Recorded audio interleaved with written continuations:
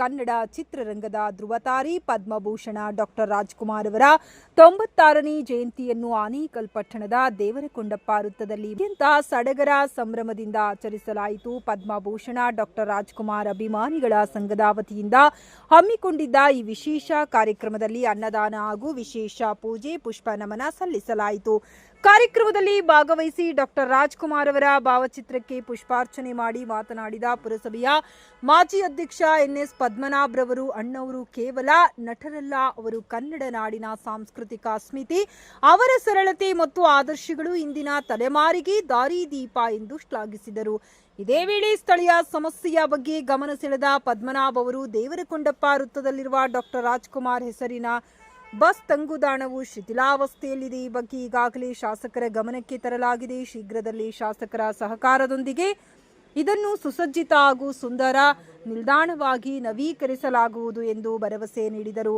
Padma Bhushan doctor Rajkumar ಅಭಿಮಾನಿಗಳ ಸಂಘದ ಗೌರವ ಅಧ್ಯಕ್ಷ ಡಾಕ್ಟರ್ ಸಿಬಿ ಮೋಹನ್ ಮಾತನಾಡಿ, ಬಂಗಾರದ ಮನುಷ್ಯ, ಜೀವನ ಚೈತ್ರದಂತಹ ಚಿತ್ರಗಳ ಮೂಲಕ ಸಮಾಜದಲ್ಲಿ ಬದಲಾವಣೆ ತಂದವರು ಡಾಕ್ಟರ್ ರಾಜ್ಕುಮಾರ್. 35 ವರ್ಷಗಳಿಂದಲೂ ನಮ್ಮ ಸಂಘವು ಅವರ ಹುಟ್ಟುಹಬ್ಬವನ್ನು ನಿರಂತರವಾಗಿ ಆಚರಿಸಿಕೊಂಡು ಬರುತ್ತಿದೆ ಎಂದು ಸ್ಮರಿಸಿದರು.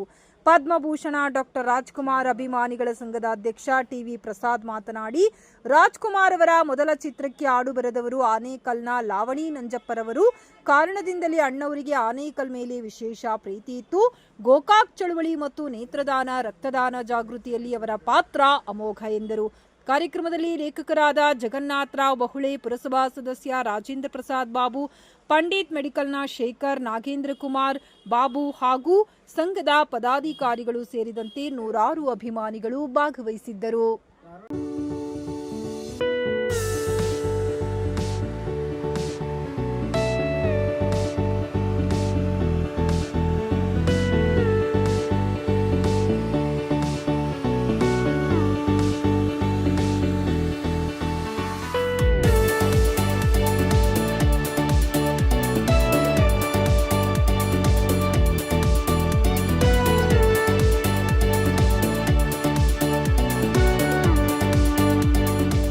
ಆನೇಕಲ್ ನಗರದ ಡಾಕ್ಟರ್ ರಾಜ್ಕುಮಾರ್ ಅಭಿಮಾನಿ ಸಂಘ ಆನೇಕಲ್ ಶಾಖೆ ಸತತವಾಗಿ 30 ವರ್ಷಗಳಿಂದ ನಡೆಸ್ಕೊಂಡು ಬರ್ತಾ ಇರ್ತಕ್ಕಂಥ ರಾಜಕುಮಾರ್ ಜಯಂತ್ಯೋತ್ಸವ, ರಾಜ್ಕುಮಾರ್ ಅಭಿಮಾನಿಗಳ ಸಂಘ ಪರವಾಗಿ ಪ್ರತಿ ವರ್ಷವೂ ರಾಜ್ಕುಮಾರ್ ಬದುಕಿದ್ದಾಗಲೂ ಸಹ ನಡ್ಕೊಂಡು ಬರ್ತಾಯಿತ್ತು. ಈಗ ರಾಜ್ಕುಮಾರ್ ಅವರು ಇಲ್ಲದ ವೇಳೆಯಲ್ಲೂ ಸಹ ನಾವು ಅವರನ್ನು ಮರೆಯದೆ ಸತತವಾಗಿ ವರ್ಷ ಏಪ್ರಿಲ್ 24ರಂದು ಇದೇ ದಿನ ಅವರ ಜಯಂತ್ಯೋತ್ಸವವನ್ನು ನಡೆಸಿ ವಿಜೃಂಭಣೆಯಿಂದ ನಡೆಸ್ತಾ ಇದ್ದೀವಿ.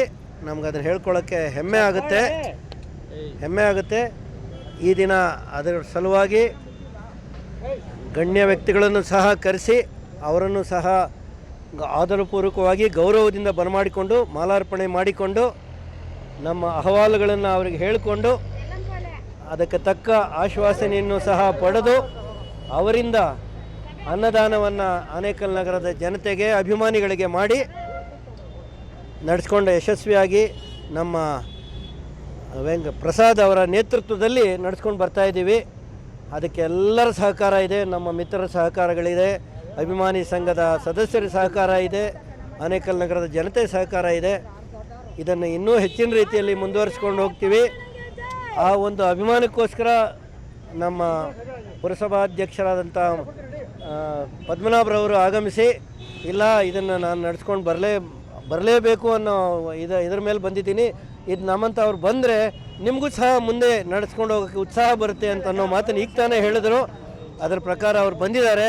ಅವರು ನಮ್ಮ ಸಂಘದ ಪರವಾಗಿ, ಆನೇಕಲ್ ನಗರದ ಪರವಾಗಿ ಒಂದೆರಡು ಮಾತುಗಳನ್ನ ಆಡಿ ರಾಜ್ಕುಮಾರ್ ಅವ್ರನ್ನ ನೆನಪಿನಲ್ಲಿ ಶಾಶ್ವತವಾದಂಥ ಕೆಲಸವನ್ನು ಮಾಡಿಸ್ಕೊಡ್ಬೇಕು ಅಂತ ಕೇಳ್ಕೊಳ್ತಾ, ದಯವಿಟ್ಟು ನಿಮ್ಮೆಲ್ಲರ ಪರವಾಗಿ ಅವರಿಗೆ ಅಭಿನಂದನೆ ಸಲ್ಲಿಸುತ್ತಾ ಈ ಒಂದು ಕಾರ್ಯಕ್ರಮಕ್ಕೆ ಎಲ್ಲರನ್ನೂ ಆಹ್ವಾನಿಸ್ತಾ ಇದ್ದೇನೆ. ದಯವಿಟ್ಟು ಇದನ್ನು ಇದೇ ರೀತಿ ನಡೆಸ್ಕೊಂಡು ಹೋಗೋಕ್ಕೆ ನಮಗೆಲ್ಲ ಸಹಕಾರ ನೀಡಿ. ಜೈ ಕರ್ನಾಟಕ ಮಾತೆ, ಜೈ ಭುವನೇಶ್ವರಿ ಮಾತೆ, ಡಾಕ್ಟರ್ ರಾಜ್ಕುಮಾರ್ ಅವರು ಚಿರಸ್ಮರಣೀಯರಾಗಲಿ ಅಂತ ಕೇಳ್ಕೊಳ್ತಾ ನಿಮಗೆಲ್ಲ ವಂದನೆಗಳನ್ನು ಹೇಳ್ತಾ, ಈಗೇನು ನಮ್ಮ ಆನೇಕಲ್ ಪಟ್ಟಣದಲ್ಲಿ ನನಗೆ ಗೊತ್ತಿರೋ ಹಾಗೆ 91ನೇ ಇಸ್ವಿಲೂ ಸಹ ನಾನು ಸಹ ಇಲ್ಲಿ ಡಾಕ್ಟರ್ ರಾಜ್ಕುಮಾರ್ ಸಂಘದ ಸದಸ್ಯನಾಗಿದ್ದೆ. ಈಗಲೂ ಸಹ ಸದಸ್ಯನೇ ಅಂತ ಹೇಳೋಕ್ಕೆ ಇಷ್ಟಪಡ್ತೇನೆ. ಏಕೆಂದರೆ ಅಂದಿನ ದಿನಗಳಲ್ಲೂ ಸಹ ನಮ್ಮ ಪ್ರಸಾದ್ ಅವರು ನಮ್ಮ ಗುರುಗಳು ರಾಜ್ಕುಮಾರ್ ಸಂಘ ಅಂದರೆ ಆನೇಕಲ್ ಪಟ್ಟಣದಲ್ಲಿ ಟಿ ವಿ ಪ್ರಸಾದ್ ಬಿಟ್ಟರೆ ಯಾರು ಕಾಣಿಸ್ತಾ ಇರಲಿಲ್ಲ ರಾಜ್ಕುಮಾರ್ ಅಂದರೆ. ಆ ಥರ ತುಂಬ ಅಭಿಮಾನ ಅವ್ರಿಗೆ. ನಮಗೂ ಸಹ ರಾಜ್ಕುಮಾರ್ ಅಂದರೆ ತುಂಬ ಅಭಿಮಾನನೇ. ಇದೇ ಅಭಿಮಾನ ಸಲುವಾಗಿ ನಾವು ಪುರಸಭೆಯಲ್ಲಿ ಏನೋ ಅಧ್ಯಕ್ಷರಾದಾಗ ನಮ್ಮಣ್ಣ ಅವರು ಆನೇಕಲ್ ಪಟ್ಟಣದಲ್ಲಿ ಡಾಕ್ಟರ್ ರಾಜ್ಕುಮಾರ್ ಉದ್ಯಾನವನ ಮಾಡಲೇಬೇಕು ಅಂತ ಪ್ರಯತ್ನ ಪಟ್ಟು ಅದಕ್ಕೊಂದು ಹೆಸರಿಡೋ ಅಂಥ ಕಾರ್ಯಕ್ರಮ ಮಾಡಿದ್ವಿ. ಈಗ ಮುಂದಿನ ದಿನಗಳಲ್ಲಿ ಈಗಾಗಲೇ ನಮ್ಮ ಡಾಕ್ಟ್ರು ಮತ್ತು ಪ್ರಸಾದ್ ಅವರು ಮಾತಾಡ್ತಾಯಿದ್ರು, ಈ ಬಸ್ ಸ್ಟಾಪ್ ಏನಾಗಿದೆ ಆನೇಕಲ್ ಪಟ್ಟಣದಲ್ಲಿ DK ಸರ್ಕಲಲ್ಲಿರೋವಂಥ ಬಸ್ ಸ್ಟಾಪು ಈಗಾಗಲೇ ಶಿಥಿಲವಾಗಿದೆ. ಅದು ನಿನ್ನೆ ನಾವು ಶಾಸಕರ ಹತ್ರ ಈಗಾಗಲೇ ಮಾತಾಡಿದಾಗ ಅವರು ಹೇಳಿದ್ರು ಆ ಬಸ್ ಸ್ಟಾಪನ್ನು ಸ್ವಲ್ಪ ಚೆನ್ನಾಗಿ ಹೈಟೆಕ್ಕಾಗಿ ಮಾಡಿ ಅಂತ. ಈಗಾಗಲೇ ನಾವು ಪುರಸಭೆ ವತಿಯಿಂದ ಒಂದು 12ರಿಂದ 14 ಲಕ್ಷ ವೆಚ್ಚದಲ್ಲಿ ಇದೊಂದು ಬಸ್ ಸ್ಟಾಪ್ನ ಒಂದು ಚೆನ್ನಾಗಿ ಮಾಡಿ, ಅದಕ್ಕೂ ಸಹ ಈಗಾಗಲೇ ಡಾಕ್ಟ್ರು ಹೇಳ್ತಾಯಿದ್ರು ಇದಕ್ಕೆ ಬಸ್ ಸ್ಟಾಪ್ ಮಾಡಿದ್ರೂ ರಾಜ್ಕುಮಾರ್ದು ಒಂದು ಹೆಸರಿಟ್ಟರೆ ಅದೊಂದು, ಯಾಕೆಂದರೆ ನನಗೆ ಗೊತ್ತಿರೋ ಹಾಗೆ ಒಂದು 30-40 ವರ್ಷಗಳಿಂದ ಇಲ್ಲಿ ರಾಜ್ಕುಮಾರ್ ಅನ್ನೋದೊಂದು ಫೋಟೋ ಕಂಪ್ಲೀಟಾಗಿ ಯಾವತ್ತೂ ಕಾಣಿಸ್ತಾ ಇರ್ತದೆ. ಮುಂದಿನ ದಿನಗಳಲ್ಲೂ ಸಹ ಇಲ್ಲಿ ಬಸ್ ಸ್ಟಾಪ್ ಆದಮೇಲೆ ಒಂದು ರಾಜ್ಕುಮಾರ್ ಅವರ ಹೆಸರಿಟ್ಟು ಇದನ್ನು ಒಂದು ಬಸ್ ಸ್ಟಾಪ್ನ ಉದ್ಘಾಟನೆ ಮಾಡೋದು ಒಳ್ಳೆಯದು ಅಂತ ನಾನು ಶಾಸಕರಿಗೆ ವಿನಂತಿ ಮಾಡ್ತೇನೆ. ಮತ್ತು ಈಗಾಗಲೇ ಡಾಕ್ಟ್ರೆಲ್ಲ ಏನು ಹೇಳಿದ್ದಾರೆ ಅವರೆಲ್ಲ ಹೇಳಿದ್ಮೇಲೆ ನಮ್ಮ ಆನೇಕಲ್ ಪಟ್ಟಣದಲ್ಲಿ ಹಿರಿಯರು ಅವರೇನು ಹೇಳ್ತಾರೆ ಅದನ್ನು ಮಾಡ್ಕೊಂಡು ಹೋಗೋವಂಥ ಕೆಲಸ ನಾವು ಮಾಡ್ತೇವೆ. ಮತ್ತು ಈಗಾಗಲೇ ಮುಂದೆ ಹೇಳಬೇಕಂದ್ರೆ ರಾಜ್ಕುಮಾರ್ ಸತಿ ಎಷ್ಟೋ ವರ್ಷಗಳಾದರೂ ಅವರು ಈಗಲೂ ಸಹ ಬದುಕಿದ್ದಾರೆ ಅಂದರೆ ಏನಕ್ಕೆ ಅಂದರೆ ಈ ಥರ ಕಾರ್ಯಗಳನ್ನ ಮಾಡ್ತಾಯಿದ್ರು. ಸತ್ತ ಮೇಲೆ ಅವರ ಹೆಸರಲ್ಲಿ ಕಾರ್ಯಕ್ರಮಗಳನ್ನ ಮಾಡಿ ಅವ್ರನ್ನ ಬದುಕಿಸೋವಂಥ ಕೆಲಸ ನಮ್ಮ ಪ್ರಸಾದ್ ಅವ್ರು ಮಾಡ್ತಾಯಿದ್ದಾರೆ. ದೇವ್ರು ಒಳ್ಳೇದು ಮಾಡಲಿ, ಮುಂದಿನ ದಿನಗಳಲ್ಲಿ ಅವ್ರ ಜೊತೆಗಿರ್ತೀನಿ ಅಂತ ಹೇಳೋಕ್ಕೆ ಇಷ್ಟಪಡ್ತೀನಿ. ಎಲ್ರಿಗೂ ಪದ್ಮಭೂಷಣ ಡಾಕ್ಟರ್ ರಾಜ್ಕುಮಾರ್ ಅವರ 98ನೇ ಜನ್ಮದಿನದ ಶುಭಾಶಯಗಳು. ಬಹುಶಃ ಡಾಕ್ಟರ್ ರಾಜ್ಕುಮಾರ್ ಅವರ ಕರ್ನಾಟಕದ ರಾಯಭಾರಿ ಆಗಿದ್ದರು. ಪ್ರತಿಯೊಂದು ರಾಜ್ಕುಮಾರ್ ಅಂದರೆ ಒಂದು ಪ್ರೀತಿ, ಪ್ರೇಮ, ವಿಶ್ವಾಸ, ಮನೆ ಜೀವನ ಯಾವ ಥರ ನಡೆಸಬೇಕು, ಗಂಡ ಹೆಂಡತಿ ಯಾವ ಥರ ಬದುಕಬೇಕು, ಅಣ್ಣ ತಮ್ಮ ಯಾವ ಥರ ಬದುಕಬೇಕು ಅಂತ ಚಿತ್ರಗಳ ಮುಖಾಂತರನೇ ಅವರು ಪಾಠಶಾಲೆ ಮಾಡಿದ್ರು. ಅವ್ರು ನೋಡಿ ಪ್ರಭಾವಿತರಾಗಿ ನಿಜವಾಗಲೂ ನಾವು ಯಾವ ಥರ ಇದ್ದರೂ ಹೆಂಗೆಂಗೋಗಿ ಯಾವ ರೀತಿ ಒಂದು ಸಮಾಜದಲ್ಲಿ ಒಂದು ಒಳ್ಳೆ ಕಾರ್ಯಕ್ರಮ ಮಾಡಬೇಕು ಅಂತ ನಾವು ಮನಸ್ಸಿಗಂತೂ ಅಂಥ ಮಹಾನ್ ವ್ಯಕ್ತಿ ಬಗ್ಗೆ ನಮ್ಮ ಮಾತಾಡೋಕ್ಕೆ ನಮಗೆ ಯೋಗ್ಯತೆ ಇಲ್ಲ. ನಾವಿನ್ನೂ ಚಿಕ್ಕವರು. ಅವರು ಬರೀ ರಾಜ್ಕುಮಾರ್ ಅವರು ಸಿನಿಮಾ ನಟರಾಗಲಿಲ್ಲ, ಕರ್ನಾಟಕದ ರಾಯಭಾರಿ ಆಗಿದ್ದರು. ಸಾಂಸ್ಕೃತಿಕವಾಗಿ ಮತ್ತು ಕಲೆ, ಸಂಸ್ಕೃತಿ ಮತ್ತು ಎಲ್ಲ ಜೀವನದಲ್ಲಿ ಆಡುವಕ್ಕಾಗಿ ಪ್ರತಿ ಕ್ಷಣ ಪ್ರತಿ ದಿನ ಅವರು ನಾವು ನಿತ್ಯ ಪೂಜೆ ಮಾಡಿ ನಾವು ಕಾರ್ಯಕ್ರಮ ಮಾಡ್ತೇವೆ.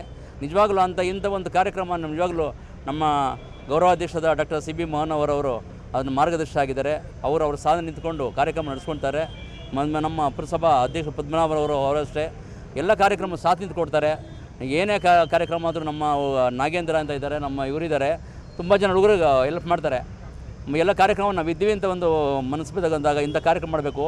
ನಾವು ಫಸ್ಟು ಡಾಕ್ಟರ್ ರಾಜ್ಕುಮಾರ್ ಟ್ರಸ್ಟ್ ಅಂತ ಕಮೆನ್ಸ್ ಮಾಡಿದ್ದು ಆನೇಕಲ್ಲಲ್ಲಿ. ಆವಾಗ ನೇತ್ರದಾನ ಶಿಬಿರ ಮಾಡಿದ್ವಿ. ಆವಾಗ ಪಾರ್ವತಮ್ಮ ಅವರು ಮತ್ತು ರಾಘಣ್ಣ ಇಬ್ಬರು ಬಂದಿದ್ದರು. ಈಗ ನಿರಂತರವಾಗಿ ನಾವು ನೇತ್ರ ಚಿಕಿತ್ಸೆ ಮತ್ತು ಶಂಕರ ಕಣ್ಣಿನ ಹಾಸ್ಪಿಟ್ಲಿನ ನಾವು ಸಹಭಾಗಿತ್ವದಲ್ಲಿ ಕಾರ್ಯಕ್ರಮ ಮಾಡ್ತೇವೆ.